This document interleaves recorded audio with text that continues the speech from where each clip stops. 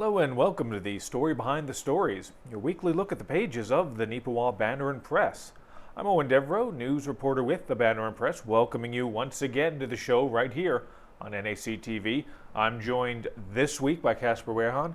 Casper, good to have you in this week. Good to be here once again, and back in the office with some nice cooler air after being out in the hot sun doing some paper deliveries today. That's right. We are recording this on June the 30th, but we were out and about for most of the day before we came back into the studio delivering, because tomorrow, a very special day for many of us, Canada Day, which again means as well, a lot of places and events are going to be closed. But fortunately, there's going to be a whole bunch of festivities happening in Neepawa and around the area. It's not in this week's paper, but I'm pretty sure we're going to have a full slate of coverage on those events for you in next week's edition.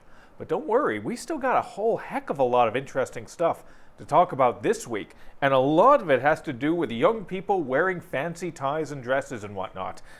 It's just strewn about, Casper, the entirety of the paper, and starts right at the front with the graduation, not only for Neepawa Area Collegiate Institute, but for all the high schools throughout the entire region. Yeah, it's been obviously a big day for many people in the area with grad going on. People are starting new chapters in their lives, and so we were able to get a bunch of content actually regarding the celebrations within the area.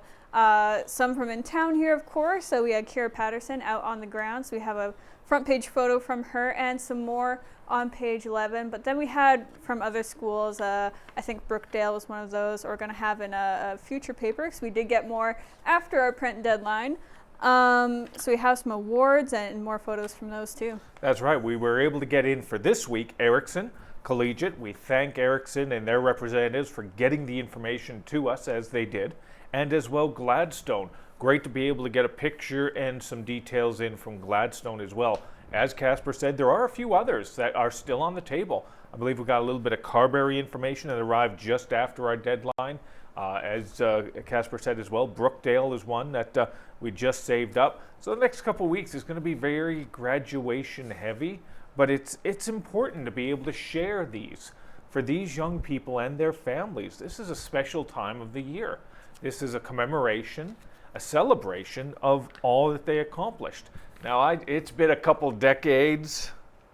I can't even say a couple decades now. It's been 3 decades now since I had my high school graduation.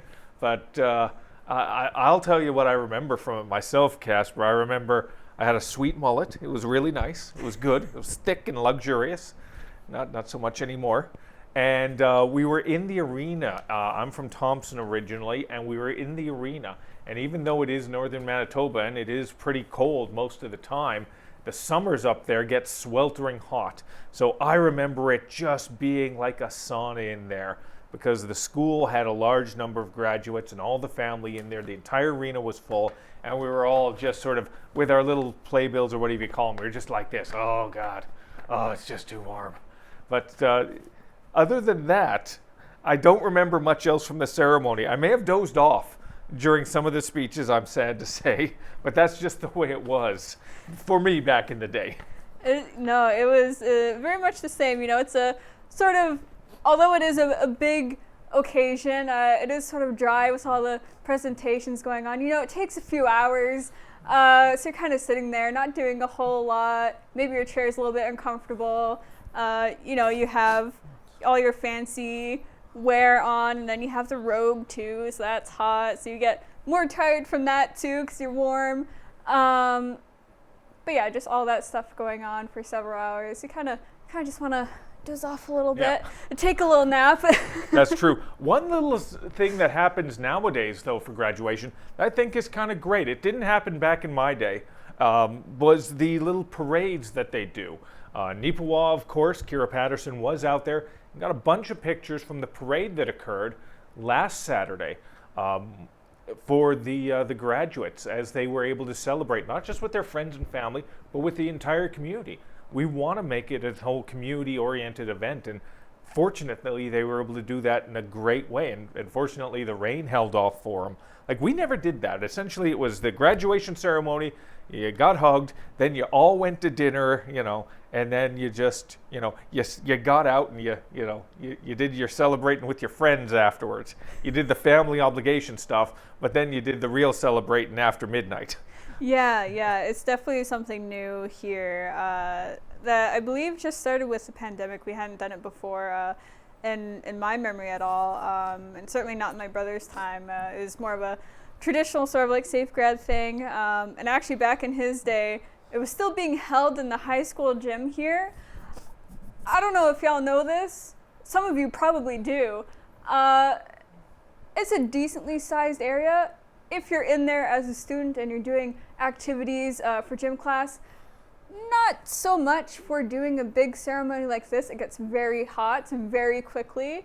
So that was quite the thing to contend with for my brother's grad. Thankfully now it is in the arena, so it's a lot cooler. Thank gosh for that. But yeah, we always just sort of did the ceremonies, and then there was like dinner and whatnot after, and then it was just like the nighttime festivities, and that was it. But now they're getting out there and doing this really, I think it's a good idea actually, this parade. It's something different, and gives a chance to the community to just be out there and congratulate them as they're rolling by. That's right. And again, congratulations to them. If you want to be able to learn a little bit more about some of the ceremonies and see some of the pictures, you can find it, of course, on page 1 of the Banner Press. Continues onto page 10 and 11 for Neepawa Area Collegiate. But don't worry, we got out and about and we were able to get Erickson and Gladstone. They are on page 23 of this week's edition. It's a big 24-page edition of the Banner Press this week, which you can pick up anywhere in and around Neepawa, the surrounding communities. You can pick a physical copy up, or you can find it online at mywestman.ca. Hopefully you'll be able to see it in one form or another, or you're going to have to maybe tune in to NAC TV, because of course they do read the news each and every week. So if you're not able to get a physical copy, or if you're not able to get online, you can always check your local listings and see when it's going to be on right here on NAC TV. All right, let's go over to something else, a little more news specific for the town of Neepawa, but some great news. Kira Patterson was able to track down this story. It's something I had mentioned as part of some of the council briefs a few months ago when it was first announced and the decision for this purchase was brought forward. And now finally we have it. It is a new fire truck for the Neepawa and Area Fire Department. Desperately needed, and it came in, like, when you hear this price, Casper, it sounds like a lot, but with the way inflation is right now, it feels like it's a bargain. It was a price tag of just in and around $500,000 for this piece of new machinery, a new fire truck, but it is amazing. Kira really does go in depth on some of the interesting details and little things for this machine. Yeah, it's really cool. And like you said, with, costs going up and whatnot, it does just sound like a bargain. It seems like it would cost a whole lot more than that, especially because, and I found this really interesting, this is essentially a custom-made truck with the business that they ordered it from, and they were talking with the business, I believe that it was Acres Urban Interface, something along those lines there. And it's not your local Ford dealership, although they do great work. Yeah, it sure is not. So yeah, they were talking with the company all throughout the design process so that they can make sure it is exactly what they need to their specifications. So that's really cool. And it's replacing a truck that I think was like 31 years old and had broken down. So it's great for them to have this truck in their fleet now and to the specifications that they know is going to work for them. And I imagine it kind of nerve-wracking as well because, I mean, not so much anymore because they now have the new truck, but after having the other truck break down, they only had 2 left, so it's kind of like, okay, our capacity's down a bit. That'll make things a bit harder to tend to if we're needed.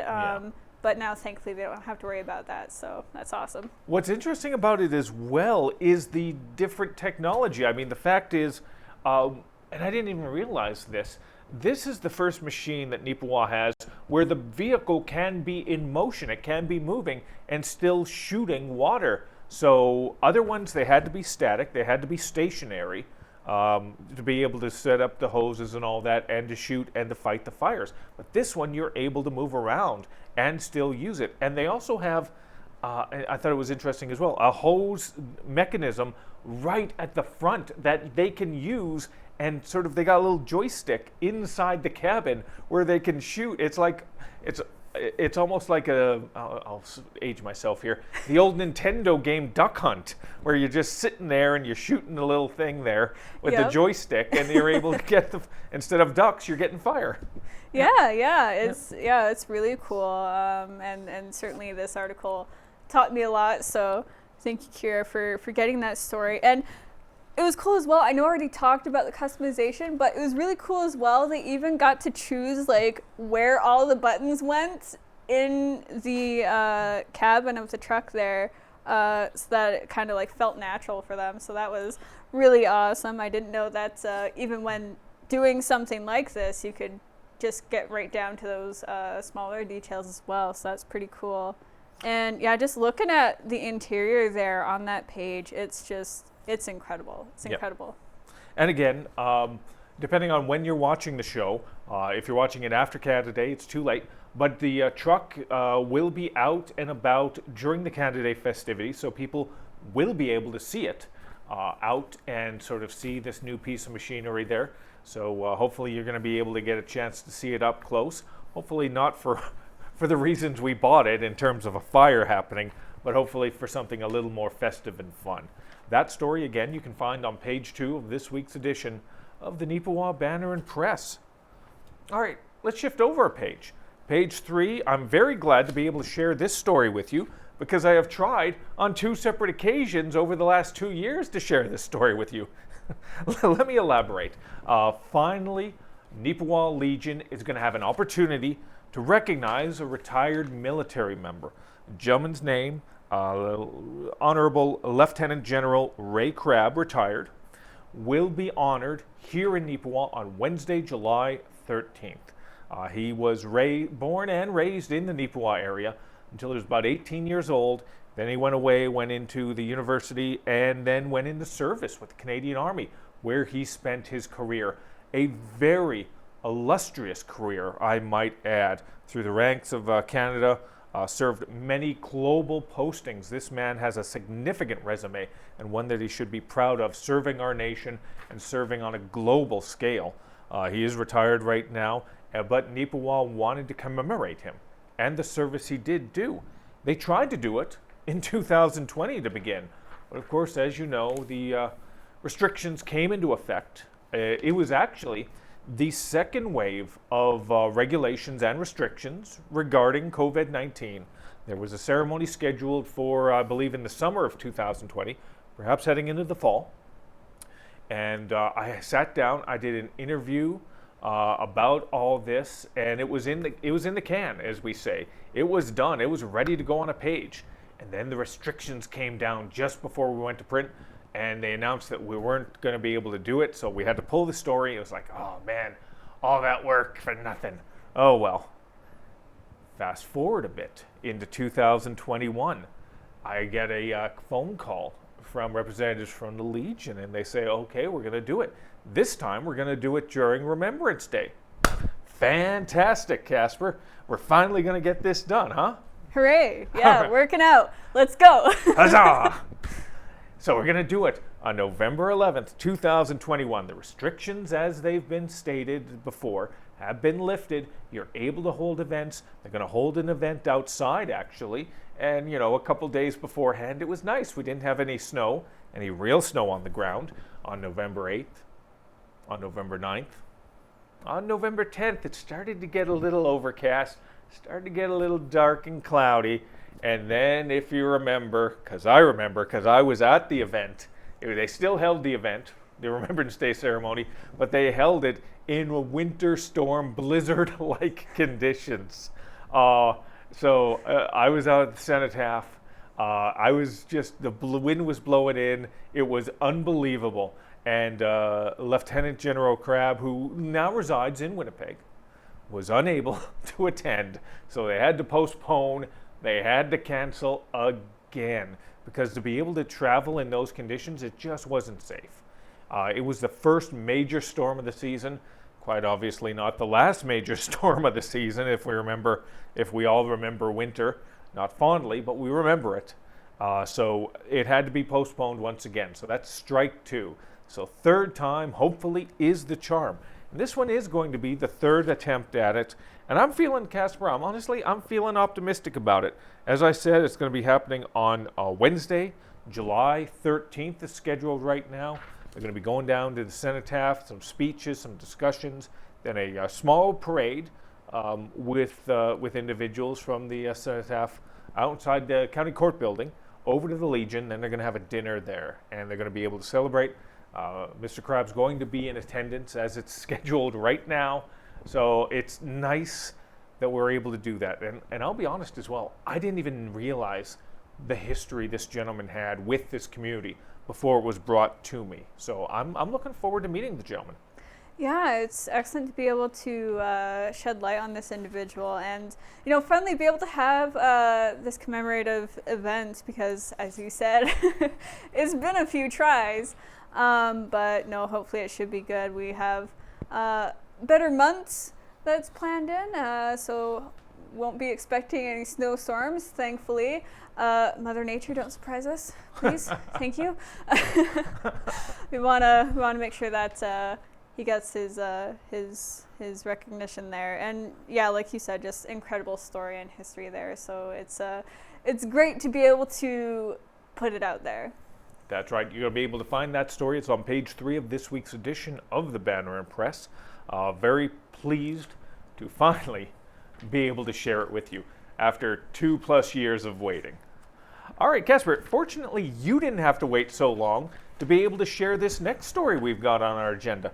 Talk to us about this upcoming field day. Right, yeah, this one thankfully came quite quickly. And we shouldn't have to worry about postponement for this either, thank goodness. But it will be held on August 9th from 9:30 a.m. to roughly around 2 o'clock out in Carberry or near Carberry. It's being put on by the Manitoba Horticultural Productivity Enhancement Centre, Inc. That's a mouthful. And it will be held at the Canadian Manitoba Crop Diversification Centre and their offsite as well. They're going to do the morning portion at their offsite. And they have a good number of presentations lined up. I'll thankfully be able to attend for the morning portion. Of course, I'll have to be back in the office to help with some production stuff afterwards. But it should be a good event. Sort of my first time covering something like this, so it should be interesting, but it's going to focus a lot on sort of potato related stuff and ways that you can sort of protect your crop and whatnot. A whole bunch of stuff lined up there, but the Manitoba Horticultural Productivity Enhancement Centre has sort of been growing into this role because it was sort of spearheaded by some other people before. So this is a unique experience for them, especially after a couple of years of dealing with COVID, Eoin. It's sort of made their outreach stuff a bit more difficult. But yeah, they've been working on this event, and it should be a lot more scientifically diverse than some previous years, which they're really excited about. That's good. And again, we sometimes forget it's not as prevalent here in around Neepawa, but the potato industry for Manitoba is so huge and thriving. Carberry and Portage la Prairie are the two prime examples of that. Portage la Prairie has the two manufacturers, McCain's and Simplot, if I remember correctly, that do potato manufacturing production there for French fries primarily. So awesome, good job, guys. And again, Carberry as well is pretty much the potato capital for Manitoba. That's a crop that is very significant for the area surrounding it. So it's very important that they do an event like this to help educate and inform the area producers. Some new ideas, some new innovations, some new concepts, especially when they got the conditions they've been dealing with this year. I mean, the rain and the storms and the moisture has made every type of farming a little difficult for everyone. Now, potatoes are a little more hardy in that way. You can get away with some rough conditions a little more with potatoes than you can with several other crops, but it doesn't mean that they're not bulletproof. There's still issues, significant issues that they can run into. So this event is going to be helpful for them to sort of navigate the situation as it plays out. And again, as Casper said, they will be down there for the event, and most likely it's going to elaborate, I'd imagine, into a story that we can share with you in our Farmers Advocate in the near future, I'd imagine. Absolutely, yeah. That's the current plan right now. I'll be snapping some photos and I'll be frantically jotting down notes as the presentations go on. So I'll hopefully have some good information for everyone in our next Farmers Advocate. That's right. Although that's still a little ways away, so we'll have to keep you up to date on that as it develops. All right, let's go to the sports page. Couple things on the go right now. I always enjoy covering these types of things. It's a little more, let's be honest, covering a baseball game is a lot more fun than covering a council meeting. All right, I'll admit that. But the Neepawa Cubs, their season has wrapped, regular season I should say, has wrapped up. They did very well after losing their first 3 games of the regular season. They won their next 7, and as we record this show right now, they are in first place in the Santa Clara Baseball League. There's a few teams that still have a few extra games to play, so that could change come this next week. But hopefully by this time next week, we'll be able to share with you when the playoffs will be starting for the Neepawa Cubs. No matter what happens with the standings, the Cubs are set. They will be in the playoffs. It's just going to depend who they're facing and whether they get home field advantage on this. So congratulations to them. Primary story, however, on the sports page, very pleased to be able to share the details of NACI's Trinity Turner, who is part of the track and field team.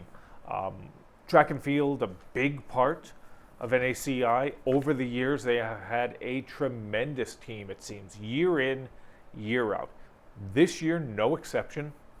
They did quite well, at the zone championships. They won the zone championships, and the team then went to provincials. Obviously, a step up in competition, big step up in competition, but NACI still did well, and Turner was a big part of that. She ended up finishing first gold medal performance in the javelin competition. She ended up with an impressive throw of 36.99 meters. That's almost a full 4 meters, Casper, better than the next competitor. So she really just stepped up and sort of just an incredible effort. Yeah, very incredible performance there by Trinity Turner.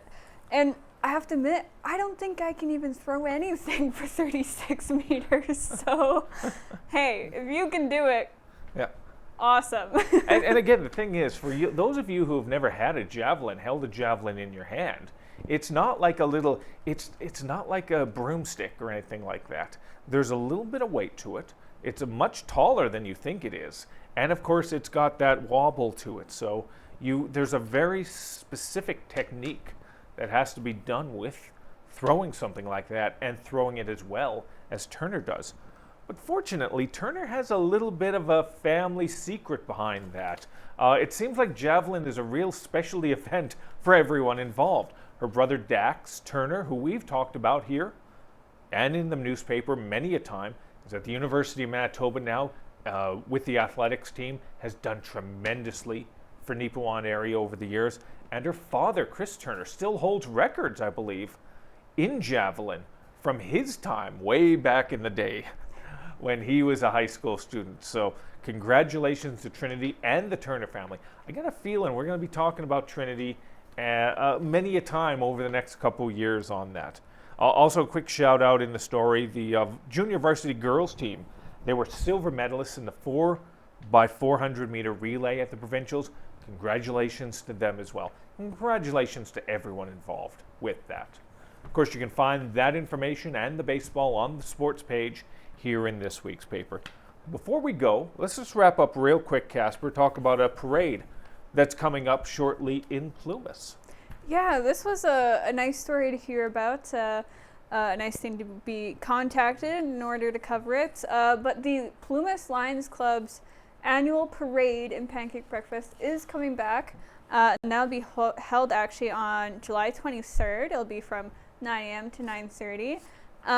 It's sort of been put on hold for a bit there, of course, with COVID-19 and stuff going on.